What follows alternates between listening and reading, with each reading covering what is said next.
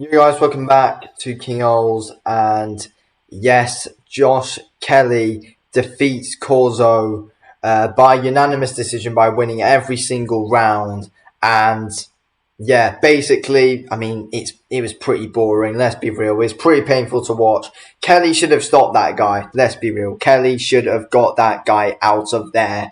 But he didn't. I don't know why, because he really could have easily done that. Kelly was putting together some good combos, but he wasn't really putting it in with too much killer instincts. Like there wasn't really too much to them. Yeah, like he was jabbing really well. He has that good hands down style, which is pretty satisfying and good to watch. But it gets boring after about 5 rounds. Let's be real. And Kelly showboating again for another fight. Like, let's be real, he's gonna have to mature when he goes up the levels. Let's be real. Like he must mature when he goes up the levels, because simply, like, I don't think you're gonna get too far up in the high levels fighting like that. Let's be real. I mean, there are some interesting fights for Josh Kelly now, but I feel like, yeah, Corzo, all he did was moan the whole fight.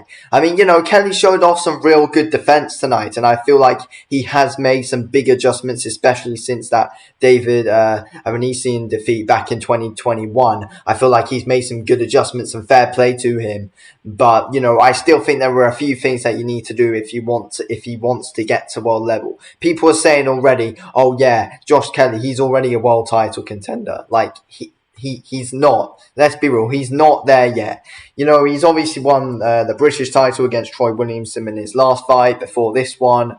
And then he took on Corzo today, won all 12 rounds against him. And, none of the rounds were even close. Let's be real. Like, you can't even make an argument for Corzo actually even winning one of them.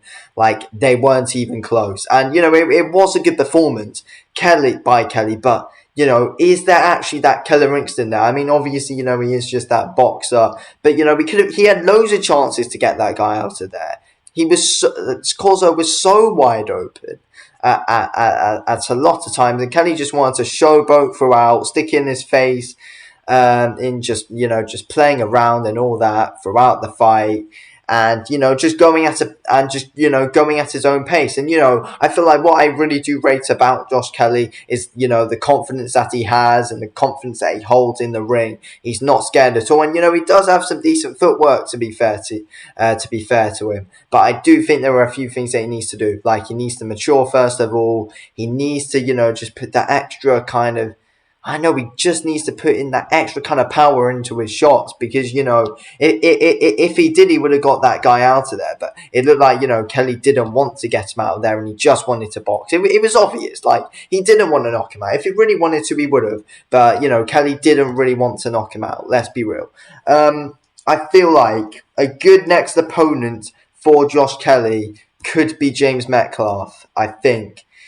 James Metcalf could be a real good opponent for Josh Kelly, and I'd be really excited for seeing that one. To be fair, I feel like there are some good opponents for Josh Kelly. I feel like he still needs to work his way up until he gets to that world level. To be fair, like, you need to work your way up, through the European level first as well. I feel like he needs to go and try and get a European title before he even thinks about trying to challenge for a world title, in my opinion. I feel like, I mean, eventually, I think he should be matched up again against Avanesian. Let's see, how he's improved in that. I would like to see a rematch, to be fair. Let's see the adjustments that Kelly's made. It's 2 years off now, and, Kelly's changed a lot, to be fair.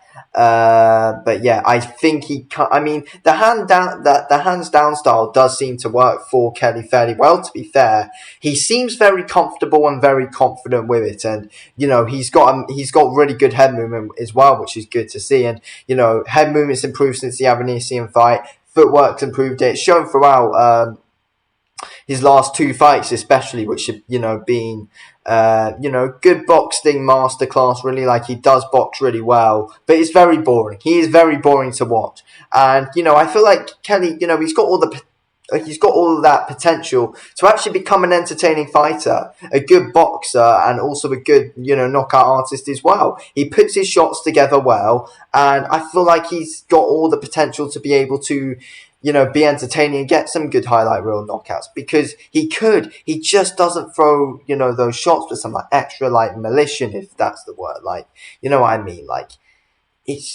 yeah.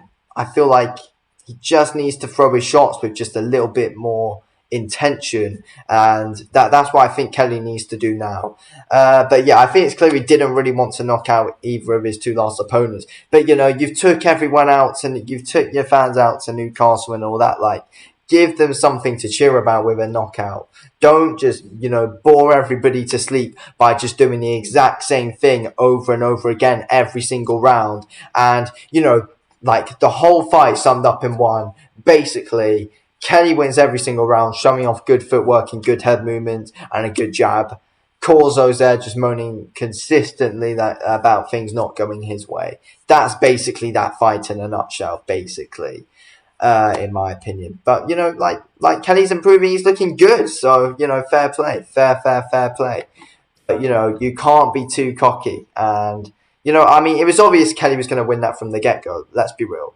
And I'm sure he will mature as he ups the levels. But let's wait and see. Anyway, I'm going to end this video here. Thanks for watching, Video King. I'll speak to you on the next one. Anyway, thanks for watching. Peace out.